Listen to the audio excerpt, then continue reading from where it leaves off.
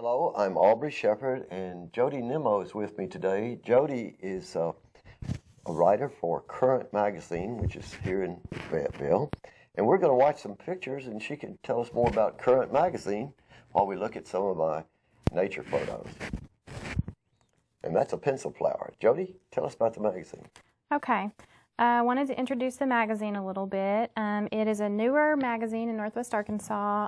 We've been publishing here since March of 2011. It's an established magazine in Oklahoma, and they've been printing there for about 7 years, and they decided they wanted to expand to reach out to the Northwest Arkansas area and even on up into Missouri a little bit. We cover news and entertainment. Jodi, okay. See that? That's your milkweed vine that you had in your yard last year. That's a different one, a wild one. And there's a buttonbush on Pinnacle Wet Prairie with a bumblebee. So most of the pictures, Jodi, are going to have pollinators with them, native insects. And that's a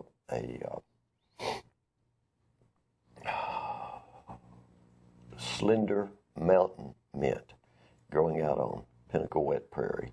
And there's a tiny, tiny spider showing cropped up close. Well, your magazine's doing a lot of nature stuff, right? Yes. And you're covering beauty spots in our community, and you're able to get out and call it work when you visit places like that and write about it. That's what I did as an outdoor writer for years.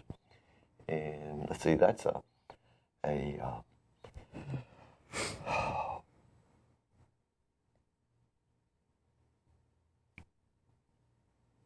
painted lady? No, that was about the plant. The butterflies, the common buckeye. Oh, okay. You look at the eyeballs, fake eyeballs, and then you remember the rest of it. That's a skipper moth, also on the slender mountain mint. Well, tell us some more about what kind of stories have you done lately in them? Well, I do a monthly feature on my community garden, which is in my yard, and I do a community garden with my mom's group, and we share the harvest, so I write about that every month and talk about what needs to be done in the garden. I also do some ecological articles, like you were saying, next month we're going to feature the World Peace Wetland Prairie and have a good article about that in the August issue. I've also done features on local peace movements. I did a feature on Bike City, the bicycle recyclery here in town. And I do also some bar, restaurant, band reviews, sort of things like that. We have a green living section, which promotes sustainability and green living, and I write a lot of things for that. This is a free magazine. It's distributed once monthly, and you can find it pretty well all around town, places like the IGA or the Smoke and Barrel, different venues for distribution. It's got a lot of goodies in it. Well, Jodi, I thank you for being with me here on the Fayetteville Public Access Television, and I share your interest in all those subjects, and we, some of us, I've written for a lot of publications in the area. We wrote a little bit for the Grapevine back in the day, which was the small magazine in Fayetteville 40 years ago. What a great name. And yeah, you heard it on the Grapevine. And so public television's a little like that. You share a lot of information, and people can come down here and talk about anything they want. Well, that was a Poppy Bella. Till next time, this is Aubrey Shepherd asking you to do your part to help keep the water clean, the air pure, and the woods green. See ya. Bye. Hi, I'm Aubrey Shepherd, and this is Jodi Nimmo here, and we're going to talk a little while we watch some of my nature photos from the 4th of July weekend.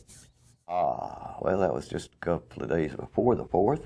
That's a big old mama deer, and she's running across Pinnacle Wet Prairie in South Fayetteville, Arkansas, just west of World Peace Wetland Prairie, and her fawn was following her. But she was running and jumping as high as she could. She wanted to get my attention. She didn't want me to see that fawn, but I saw his head sticking up when he was running. He just couldn't jump over the tall grass the way Mama could. There are some of the pollinators on, in that case, we're looking at the slender mountain mint, which was a very bright flower out there on the prairie lately.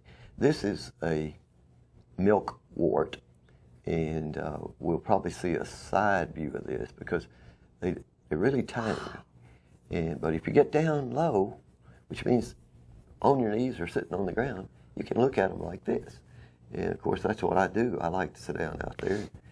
The other day, here you see, I sat on that box turtle almost, and said, "What are you doing there?" And that box turtle, I didn't feel her tummy because that's the only way to tell if it's a girl or a boy, but she was under a plant or two there that had some Japanese beetles who were in the process of trying to create a new generation, and I think she was trying to eat the ones that fell off because there were lots of them on there. There weren't many places I saw Japanese beetles out there, but that was one of them, and she had found it. Anyhow, this is a milkweed. It's Asclepias verticillata. It's very tiny. You see, I think maybe you'll see my hand in a shot with this native milkweed that only grows 2 or 3 feet tall. And there is a butterfly I couldn't say a minute ago. You remember what it was? Buckeye. Buckeye butterfly. Thank you. See, it's good to have young people on the show with a good memory. That's 2 different kinds of skipper moths. Skipper just means they skip around in the daytime. They're not the moths that are around the lights. You see all those plants? That's a bunch of rattlesnake master out on Pinnacle Wet Prairie. It's in every direction from where I'm standing at that point. And I do have some close-ups of those. This is hairy wild petunia. See how hairy the leaves are down there?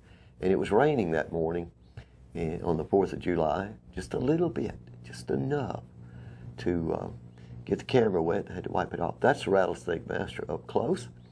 And there are 2 different kinds of beetles using that particular, in that scene. One of them's up there on top. And maybe we get a closer view of rattlesnake master. But all kinds of butterflies use that plant just like they do so many of the native plants, and that's an unusual beetle. It's similar to one of the soldier beetles. It's in that family, but I don't know what the particular design there tells us about it. I wish we had a full-time botanist and biologist to do this show instead of me, and I just make the pictures and listen. But here you've got a sunflower. This is a native wild sunflower, and it had a bumblebee, and that's a tiny, tiny yellow flower in my hand, but that is a lettuce plant, wild lettuce that grows real tall, and there are lots of leaves to eat, and I feed them to my rabbits. And there's a panic grass, panicum, one of the native grass species out there by the Pinnacle Foods plant, where the company is so wonderful that they've stopped mowing during the growing season and allow these native plants to grow to provide for the native insects. And I really am grateful for the privilege of photographing these native plants along the trail the city built through Pinnacle's property a couple of years ago. So it's just a wonderful place. You can't find anything better out on some of the big prairies than that little prairie back there, World Peace Wetland Prairie and Pinnacle Foods Wet Prairie. And that's some kind of bee fly. That's not really a bee, it's a flower fly. And there are lots of those. The flower flies do the same thing the bees do. They pollinate, and of course they're all food for birds. That's one of the reasons to keep all those insects. Until next time, Jodi, hold up your magazine again. That's the current. Look for it in Fayetteville. New editions out, and there'll be more. Please do your part to help keep the water clean, the air pure, and the woods green. See ya.